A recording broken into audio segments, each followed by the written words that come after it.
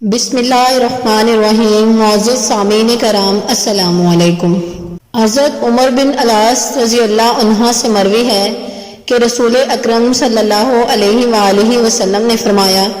اللہ تعالیٰ نے عام لوگوں میں سے عربوں کو منتخب فرمایا اور ان تمام عربوں میں سے مجھے منتخب فرمایا۔ اور حضرت وائلہ بن اسقع رضی اللہ عنہ سے روایت ہے کہ میں نے رسول کریم صلی اللہ علیہ وآلہ وسلم کو یہ فرماتے ہوئے سنا، اللہ تعالیٰ نے بنی آدم میں سے حضرت ابراہیم کو منتخب فرمایا اور انہیں اپنا دوست بنایا، پھر حضرت ابراہیم کی اولاد میں سے حضرت اسماعیل کا انتخاب فرمایا، پھر حضرت اسماعیل علیہ السلام کی اولاد میں سے نزار کا انتخاب فرمایا، پھر نزار کی اولاد میں سے مزر کا انتخاب فرمایا، پھر مزر کی اولاد میں بنی کنانہ کو منتخب فرمایا، پھر بنی کنانہ میں سے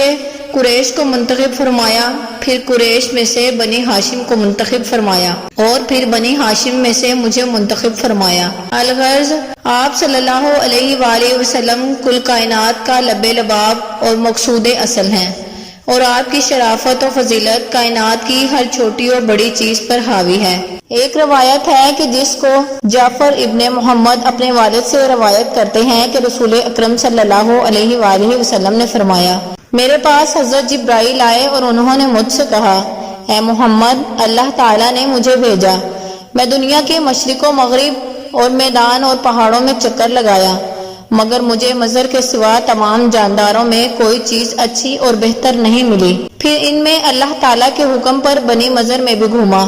مگر مجھے کنانہ کے سوا کوئی بہترین انسان نہیں ملا۔ پھر میں نے اللہ تعالیٰ کے حکم پر بنی قریش میں بھی گھوما،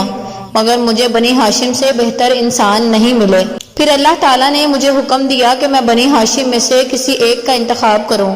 تو مجھے آپ صلی اللہ علیہ وآلہ وسلم سے بہترین کوئی انسان نہ ملا۔ سبحان اللہ۔ یا وہیں سے آپ کی فضیلت و برتری کی بلندی معلوم ہوتی ہے۔ اور شفاء میں حضرت ابن عباس رضی اللہ عنہ سے روایت ہے کہ رسول اکرم صلی اللہ علیہ وآلہ وسلم نے فرمایا، اللہ تعالیٰ نے تمام مخلوق کو دو حصوں میں تقسیم فرمایا اور مجھے ان میں سے بنایا ہے جو اپنی قسم کے اعتبار سے بہترین تھے۔ اور اللہ تعالیٰ کا یہ قول ہے،